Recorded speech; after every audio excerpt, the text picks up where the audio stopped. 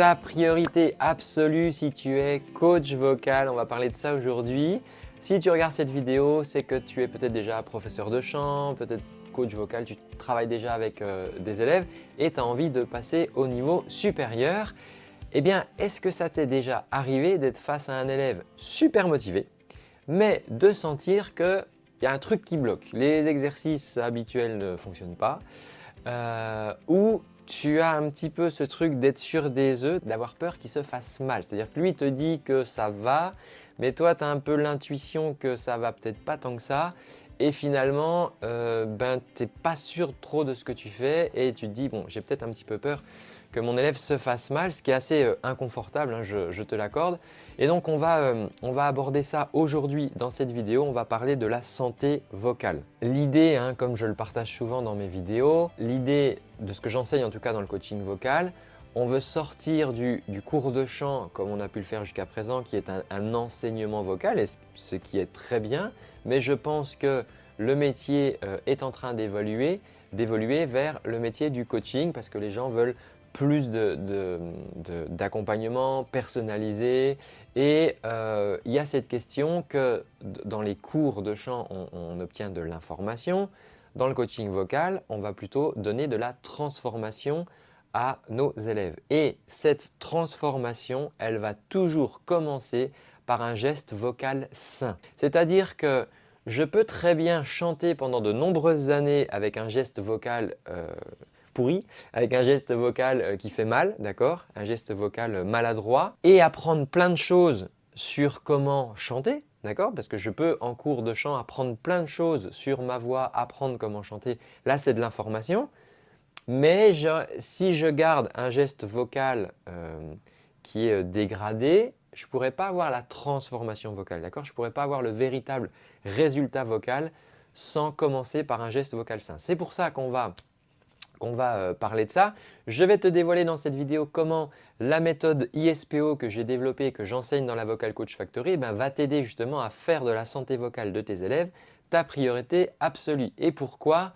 Ça va vraiment être la clé pour des résultats rapides et durables. Des fois, on tâtonne pendant plusieurs semaines, voire plusieurs mois, à ne pas arriver à aider nos élèves. Et bien là, ce que je te propose, c'est d'obtenir un super pouvoir qui va te permettre de guider tes élèves vers une meilleure voie en toute sécurité parce que ça, c'est vraiment important. Alors, le pilier central de notre approche, il est inspiré du domaine médical. Il se trouve que j'ai fréquenté les bancs de la fac de médecine dans mon jeune temps et il y a quelque chose qu'on nous apprenait qui est une phrase en latin et qui dit « primum non nocere ». Qu'est-ce que ça veut dire? Ça veut dire simplement ne pas nuire. C'est la priorité. C'est-à-dire qu'on dit au médecin « bon, écoute, peut-être que le traitement que tu vas donner à ton patient, ça va peut-être pas le guérir, mais au moins si ça ne dégrade pas son état, c'est déjà ça. Primum non nocere, c'est la priorité. » Eh bien, dans le coaching vocal, ça va impliquer cette règle d'or absolue que la santé vocale aura toujours la priorité sur l'esthétique. Donc avant de chercher à embellir un son,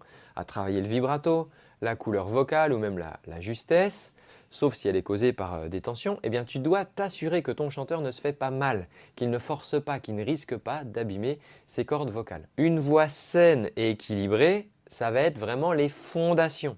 Hein, la maison, sur ta belle maison de la voix de ton élève, tu veux construire sur des fondations solides. Si la personne n'a pas une voix saine, elle n'a pas une voix équilibrée, eh bien les fondations sont fragiles et ça n'a pas de sens de construire là-dessus. Je vois des fois des enseignants qui veulent enseigner des techniques avancées à des chanteuses et des chanteurs qui n'ont pas encore un geste sain. Et donc là, on ne construit pas sur des fondations solides et saines. Alors pourquoi cette priorisation elle est si importante? D'abord parce qu'on veut préserver la santé vocale du chanteur.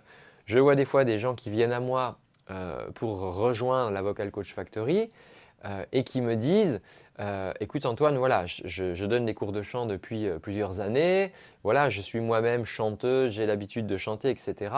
Mais là, je suis confronté à un problème, c'est que des fois, j'ai quand même peur de faire du mal à mes élèves ou de leur dire un mauvais truc parce que je ne connais pas l'anatomie, je ne connais pas la physiologie, je ne sais pas comment ça marche et du coup, c'est pour ça que j'ai envie de rejoindre ton centre de formation parce que j'ai envie de me former. Et c'est très respectable puisque à un moment de se dire « ok, là je sens que ce truc-là je ne sais pas, C'est pas la même chose que si tu es prof de guitare et que, je sais pas, tu connais pas les modes par exemple, le mixolydien, le phrygien, etc. Bon, et ton élève dit: «Ah ben moi j'aimerais bien improviser selon des modes» et toi tu lui dis: «Ouais les modes» ou tu lui donnes une mauvaise explication des modes. Bon, il n'y a pas péril dans la demeure, je veux dire c'est pas grave, tu vas lui donner une mauvaise information, une fausse information parce que tu sais pas. Bon, bah, au pire ton élève il connaîtra pas bien le mode mixolydien. OK. Mais par contre, quand tu es coach vocal, c'est ta responsabilité numéro un. C'est de t'assurer que ton élève, quand il est à tes côtés, il soit en sécurité. D'accord? Et un geste vocal sain, eh bien, ça résout souvent 90% des problèmes initiaux. C'est pour ça qu'on va vouloir commencer par là. Ensuite, pour assurer une progression efficace, tu comprends bien que c'est en travaillant sur la cause profonde des difficultés, qui sont souvent liées à la santé vocale, que tu vas pouvoir débloquer la voix de manière beaucoup plus durable.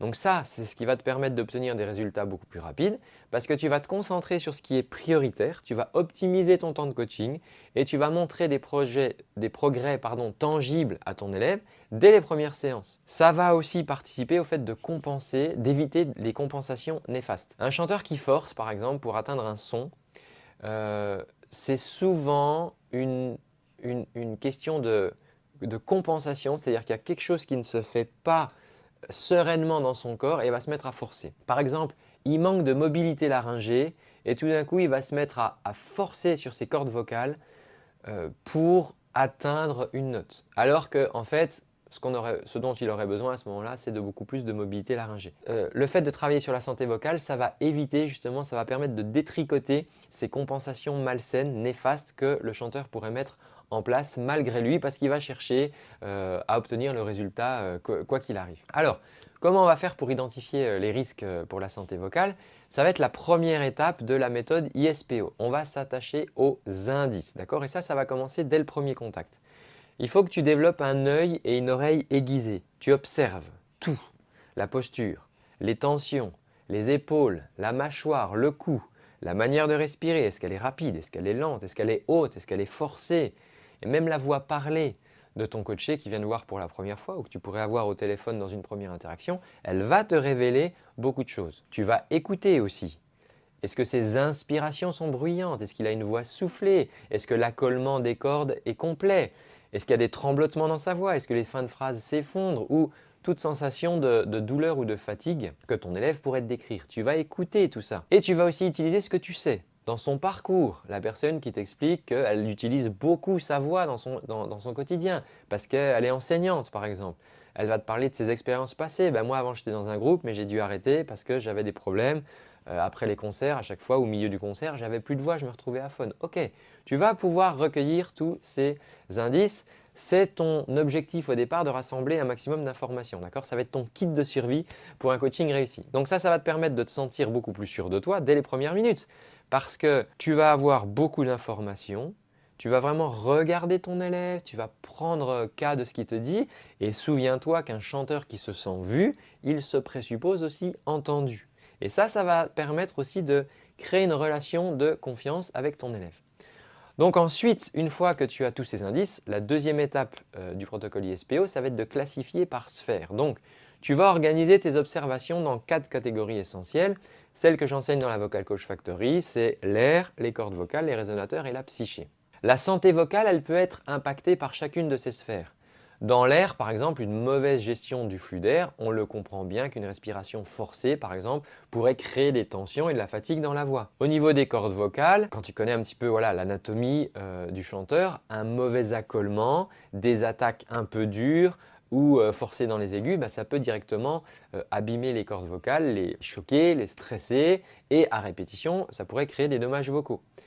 Les résonateurs, bien que ça soit un petit peu moins direct dans l'impact, une mauvaise utilisation des résonateurs, ça peut créer des tensions compensatoires et de la fatigue vocale. Et puis dans la psyché aussi, dans cette sphère, beaucoup de choses importantes, le stress, la timidité, des croyances limitantes peuvent provoquer des blocages physiques et affecter du coup un geste vocal sain et créer des tensions. Donc cette classification de tes indices, elle va t'aider à te construire une vision structurée et à surtout ne rien négliger. D'accord?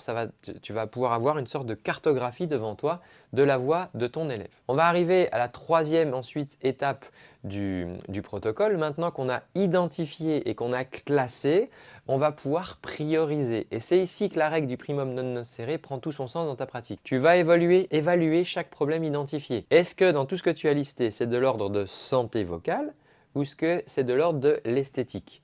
Et là, ta priorité, elle va toujours aller à la santé vocale. Pourquoi? Parce que créer un geste sain va résoudre souvent les problèmes esthétiques de la suite. Et c'est l'erreur numéro 1 que j'ai souvent vue, vouloir tout corriger en même temps.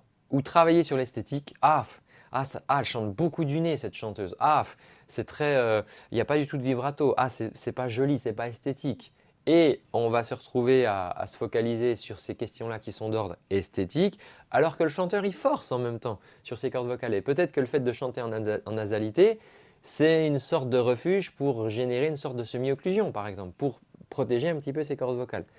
Et souviens-toi que les coachs amateurs improvisent, tandis que les coachs performants, eux, ils priorisent. Et c'est pour ça que ça va être important de faire des priorités. Je fais des choix, je ne peux pas tout traiter. Et la priorité que je me fixerai dans tous les cas, c'est primum non nocere. Cette étape, elle va te permettre d'aller droit au but, d'éviter de te disperser et de garantir la sécurité vocale de ton élève tout au long de son parcours. Ensuite, la quatrième étape du protocole, c'est le haut et donc ça va être de te fixer un objectif. Et là, on va rester focus sur un petit objectif réalisable à la fin de la séance, d'accord? Pas un objectif pendant 6 mois parce que ton élève, il va repartir de ses séances pendant 6 mois à chaque fois, il n'aura pas eu l'impression d'avancer. Alors que toi, tu vas pouvoir lui créer un chemin avec des petites marches, des micro-objectifs que tu vas pouvoir essayer d'atteindre à chaque coaching. Donc, note bien que ce n'est pas l'objectif final à 6 mois qu'on veut prendre là.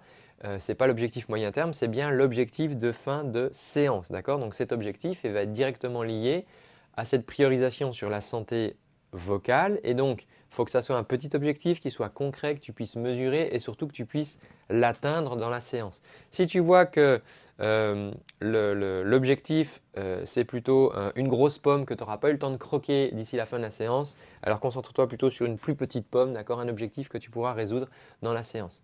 Pourquoi on fait ça? Parce qu'on veut que notre élève il reparte avec une victoire tangible à chaque fois. Si la priorité, par exemple, est de travailler sur une mâchoire serrée, parce que tu vois que ça crée beaucoup de tension, beaucoup de crispation et ça fait partie de tes priorités santé vocale, peut-être que l'objectif de la séance, ça serait juste déjà de parvenir à relâcher la mâchoire pendant un exercice sur 3 notes. Si tu cherches à corriger une respiration haute, très claviculaire, ça pourrait être de se dire « Ok, on va expérimenter la respiration gratuite sur un exercice, sur un tuto. » Mais pas forcément encore de pouvoir le faire quand on chante. On va chercher la plus petite compétence sur laquelle on peut s'appuyer pour pouvoir créer la PPC plus 1. Bon, c'est un petit peu technique, c'est des choses que j'explique dans le livre et dans la méthode de coaching.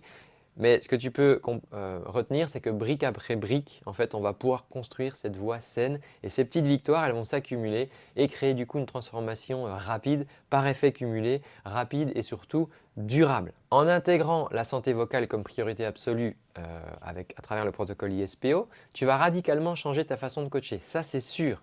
Au lieu de tâtonner des fois pendant des semaines à essayer de corriger des trucs esthétiques qui te paraissent pas joli dans la voix de la personne, etc. Tu vas identifier directement quelles sont les questions de santé vocale qui posent problème et te concentrer dessus. Tu vas savoir du coup sur quoi bosser. Tes élèves du coup ils vont comprendre pourquoi ils font ces exercices. Toi tu vas leur expliquer, c'est important pour ce qu'on appelle l'adhésion au coaching, pour l'observance. En médecine on parle d'observance thérapeutique et comme ils vont voir des progrès à chaque fois, leur motivation, elle va augmenter, d'accord? Ils vont devenir de plus en plus autonomes parce qu'ils vont avoir envie de faire les exercices. Et toi, ce que tu vas y gagner, c'est que tu vas gagner en assurance, tu vas y gagner en clarté, en sérénité face à n'importe quelle problématique vocale parce que tu vas passer du peut-être professeur de chant qui enseigne la manière dont lui, il a appris à chanter à architecte vocal, tu vois, un petit peu comme un mécanicien. Une fois, c'est pas rare que des élèves me disent « Ah, mais tu es un petit peu comme un mécanicien, là, tu bidouilles dans le moteur et hop, notre voix après, elle marche mieux. » Bon, d'autres parlent de magicien, mais il n'y a pas de magie, c'est surtout beaucoup de méthodes, hein. Mais du coup, voilà, toi, tu vas pouvoir devenir ce coach qui est capable d'offrir de la transformation vocale à tes élèves. Et pourquoi je te dis ça avec autant d'assurance? Parce que beaucoup de coachs formés à la Vocal Coach Factory témoignent de ce changement dans leur pratique. Tu pourras retrouver d'ailleurs leurs témoignages à la fin de ce livre que tu peux te procurer. Voilà, des coachs m'ont fait le plaisir et l'amitié d'apporter leurs témoignages justement sur l'utilisation de la méthode. Et tu verras que ce genre voilà, de réflexion du coaching, eh bien, ça les aide à avoir beaucoup plus de résultats. Donc, comprends bien hein, que pour conclure, la santé vocale, ce n'est pas une contrainte, c'est pas se dire « Ah, mais moi je voulais travailler sur le vibrato et là, c'est embêtant parce que mon élève il est toujours en train de forcer ça. » Non, non, en fait, c'est vraiment une opportunité d'offrir un coaching vocal beaucoup plus efficace, beaucoup plus sûr et beaucoup plus transformateur. Des fois, juste travailler sur le relâchement d'une tension, ça va tout d'un coup, tu vas obtenir plein de belles choses dans le son de la voix. Pourquoi? Parce que tout était verrouillé là au niveau de la gorge et ça empêchait le chanteur de s'exprimer pleinement à son plein potentiel. Si cette approche te parle et que tu veux aller plus loin, que tu veux en savoir plus sur la méthode ISPO, qui est une partie de ce que j'enseigne, eh bien tu peux te procurer le livre Maîtriser l'art du coaching vocal. Tu y trouveras toutes les étapes détaillées et bien d'autres choses. Voilà, c'est ma façon de contribuer à élever le niveau de coaching de notre belle profession des accompagnants de la voix. Donc n'hésite pas, tu trouveras en plus dans ce livre plein de ressources gratuites à travers lesquelles tu pourras poursuivre, approfondir ce dont je te parle aujourd'hui. Donc tu trouveras un petit lien dans la description sous cette vidéo ou à la fin pour te procurer le livre. Moi je te remercie d'avoir suivi ce contenu et je te donne rendez-vous dans une prochaine vidéo. Ciao!